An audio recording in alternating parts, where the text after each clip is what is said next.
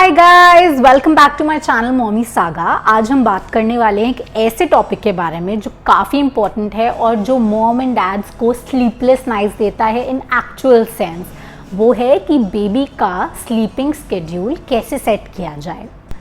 Guys, आप जितने भी एक्सपीरियंस्ड मॉम डैड्स हैं उनसे अगर आप बात करें पेरेंट्स से, तो आपको पता चलेगा कि उनका यही सबसे ज़्यादा पॉइंट ऑफ कंटेंशन रहता है, पॉइंट ऑफ वरी रहता है कि हमारे बेबी का स्लीपिंग स्केड्यूल सेट हो जाए। बिकॉज़ गाइस, ये एक एक्चुअल बात है कि अगर बेबी ढंग से नहीं सोता तो बेबी ढंग से ग्रो भी नहीं करता। सो गाइस, अब हम बात करेंगे कि हमें बेबी का स्केड्यूल, स्लीपिंग स्केड्यूल स्पेशली कब से सेट करना चाहिए। तो ये एक बहुत ही इंपॉर्टेंट क्वेश्चन है जो पेरेंट्स को समझना बहुत ज़रूरी है। गाइस, जब बच्चा 3 से 6 महीने का होता है तो उसका जो sleeping, waking pattern and eating pattern एक बनना शुरू हो जाता है। वो जनरली आसपास उस टाइम पे खाता है या पीता है या सोता है या उठता है। बट मैं आपको सजेस्ट करूँगी कि आप अपने बेबी का स्लीपिंग स्केड्यूल 4 मंथ्स के बाद ही शुरू करें। सो गाइज़, अब मैं ये बहुत ही इंपॉर्टेंट सेगमेंट है जिसमें मैं आपको कुछ टिप्स बताना चाहूँगी जिससे कि आप अपने बेबी के स्लीप स्केड्यूल को सेट कर सकें।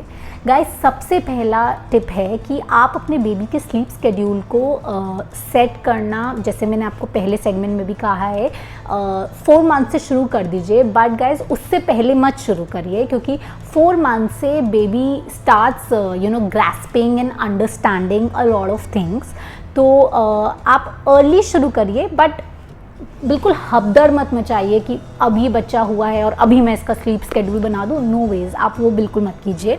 दूसरी बहुत इंपॉर्टेंट टिप है कि आप अपने बेबी को उसको थोड़ा सा फ्लेक्सिबल रहने दें। You should be a little flexible. कुछ बच्चे होते हैं जो हर चीज़ बाय नेचर रूटीन से करते हैं, बट कुछ बच्चे होते हैं वो जस्ट फ्लो के साथ जाते हैं।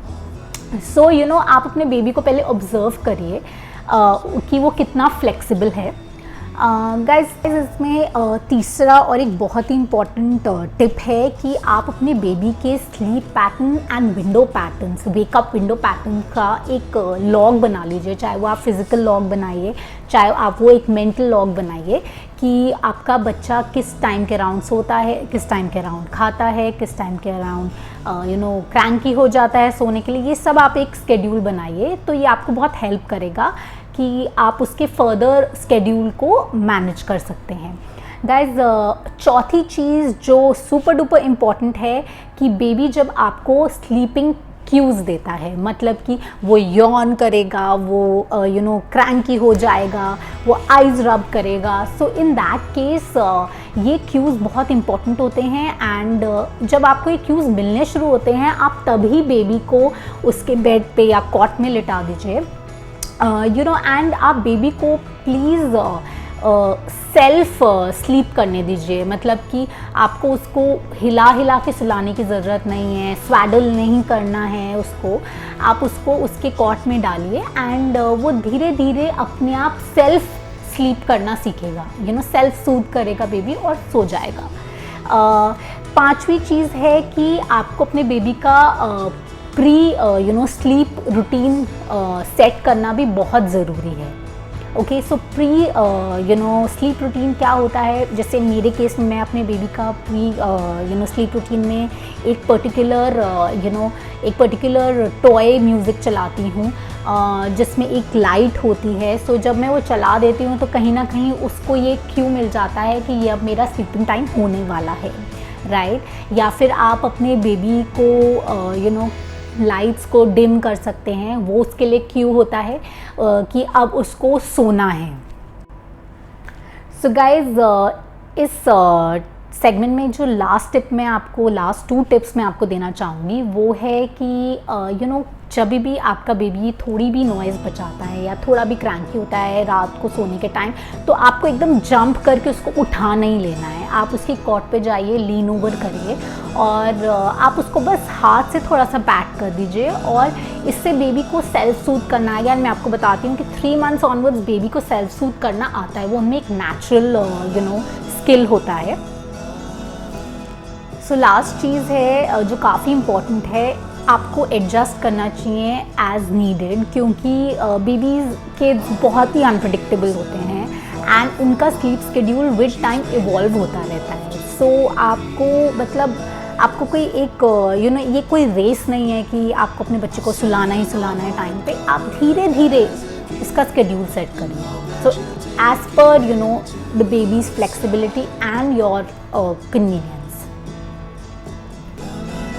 गाइज एक और क्वेश्चन है जो मॉम डैड्स को काफ़ी परेशान करता है कि हमें एक तो ये स्लीप शेड्यूल क्यों बनाना चाहिए और हमें कब जाके डॉक्टर के साथ कंसल्ट करना चाहिए। गाइज मैं आपको बताना चाहूँगी कि बेबी का स्लीप शेड्यूल बनाना बहुत इम्पॉर्टेंट है, क्योंकि जो बच्चे होते हैं जैसे कि मैंने कहा है कि वो अनप्रिडिक्टेबल होते हैं। जब उनका एक शेड्यूल बन जाता है तो उनकी लाइफ में प्रिडिक्टेबिलिटी आ जाती है, एक कंफर्ट आ जाता है एंड बच्चे खुद से सोना सीखना शुरू कर देते हैं एंड वो बहुत हेल्दी रहते हैं, क्योंकि अगर वो रात को सो रहे हैं प्रॉपरली तो सुबह वो एक्टिव होंगे, उनका मन सब चीज़ों में लगेगा, वो स्लीपी नहीं होंगे, वो बहुत हर चीज़ में एक्स्ट्रा पम्प्ड अप होंगे करने के लिए। एंड गाइज मैं आपको एक बात बताना चाहती हूँ कि आपको डॉक्टर के पास तब विज़िट करना चाहिए जब आपको थोड़ा भी इशू लगे।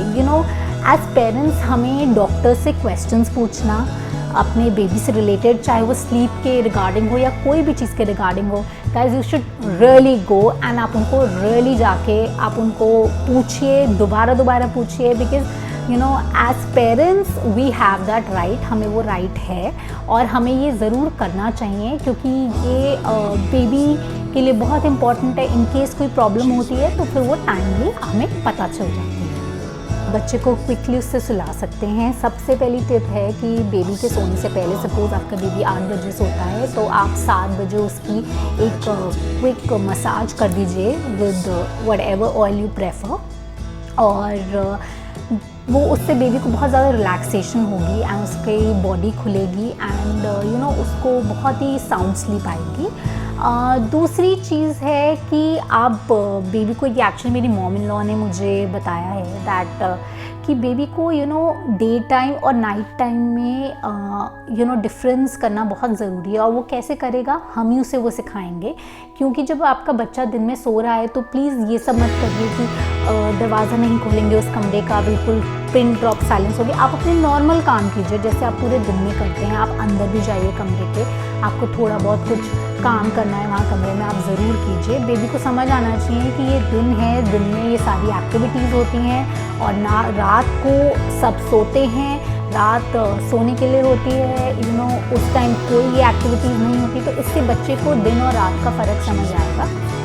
सो गाइज़ आई होप मैंने आपकी सारी क्वेरीज बेबी स्लीपिंग पैटर्न के रिगार्डिंग क्लियर कर दी हूँ। इन केस आपके पास कोई और क्वेश्चंस हैं, स्पेसिफिक क्वेश्चंस बेबी स्लीप से रिलेटेड, या फिर आप कुछ अपनी एक्सपीरियंसेस शेयर करना चाहते हैं, या फिर आपके पास कोई अमेजिंग ट्रिक्स हैं, तो प्लीज़ कमेंट बॉक्स में मेंशन कीजिए। And guys don't forget to like, subscribe and comment below. And one more thing guys, हर बेबी डिफरेंट होता है, हर बेबी का एक अपना बेसिक नेचर होता है। तो प्लीज़ गाइज ये कोई एक रेस नहीं है। मैं फिर कहना चाहूँगी आपका बेबी डेफिनेटली अपना स्लीप पैटर्न समझ जाएगा एंड वो अपना स्लीप पैटर्न सेट कर लेगा। आज के लिए गाइज बस इतना ही। नेक्स्ट टाइम हम मिलेंगे किसी और इंटरेस्टिंग टॉपिक के साथ। And here's Mommy Saga signing off, bye bye.